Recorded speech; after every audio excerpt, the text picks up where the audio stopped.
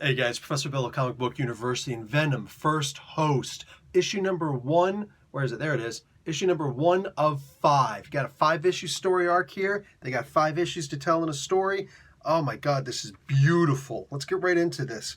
Mike Costa is the writer. Mark Bagley is penciling. Andrew Hennessy is on inks.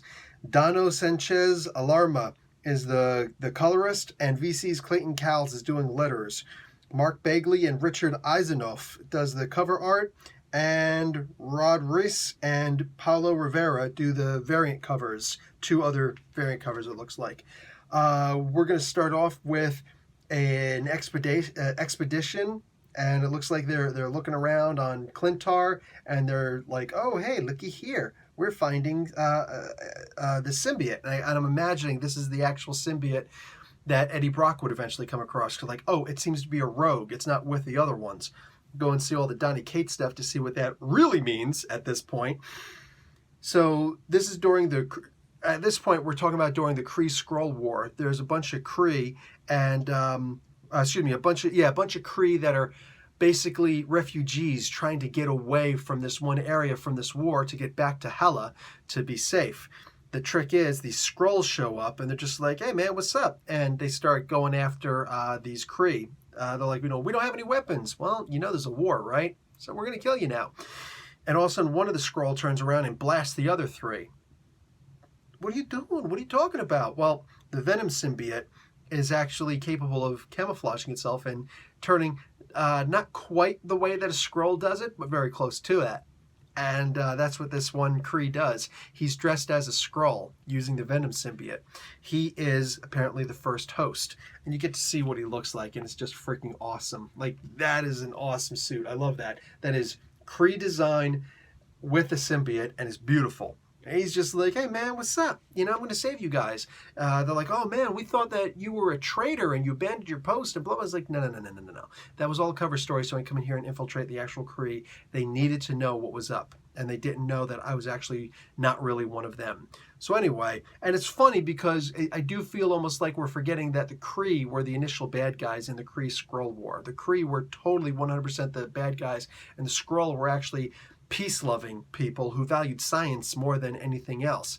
But that changed because of the harsh way that the Kree were. They were always warlike, committing genocide on their own planet, and very racist. I'm just saying, all of these were Kree blue skins. Imagine if one of them was one of the pink skins. Imagine then, saying, I'm here to rescue all of you. Oh, except for you, pink skin. You can go and die with these green skins.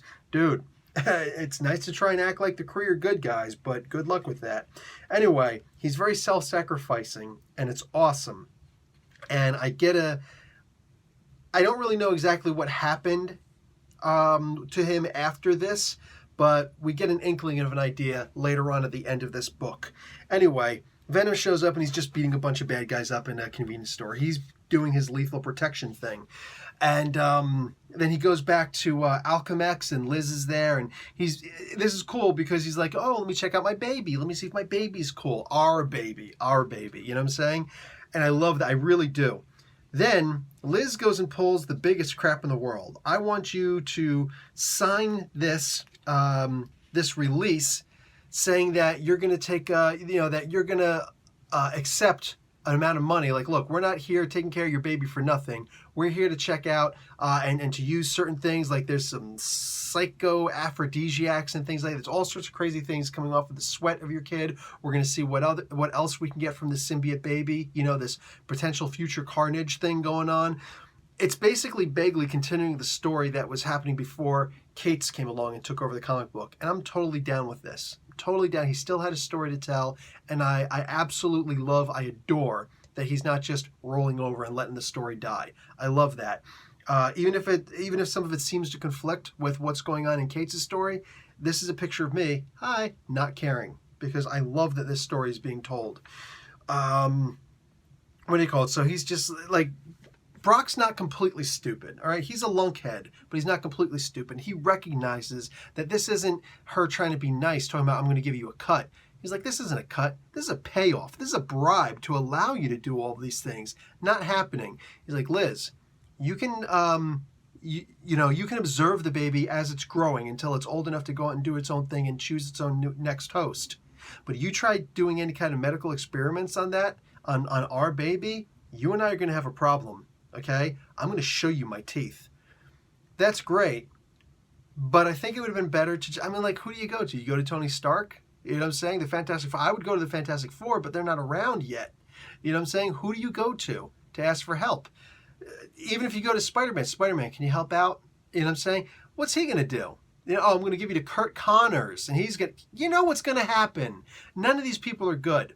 So I don't like the idea that he threatens her and leaves, because you know that now she's just simply going to start looking for contingency plans, which she's done before, against Venom.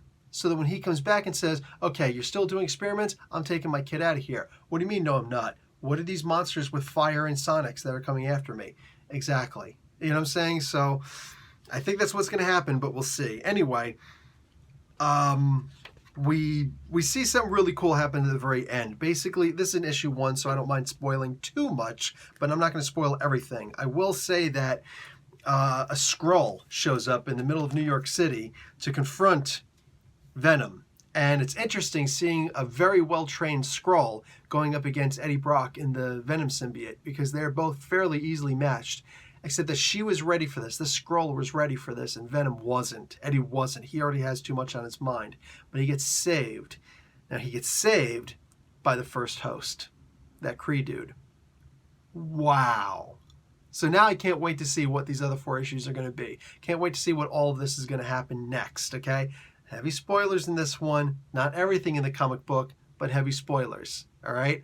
Not going to happen for the other 4 issues. Buy this comic book, get this series. It looks like it's going to be every 2 weeks, so a twice monthly comic book.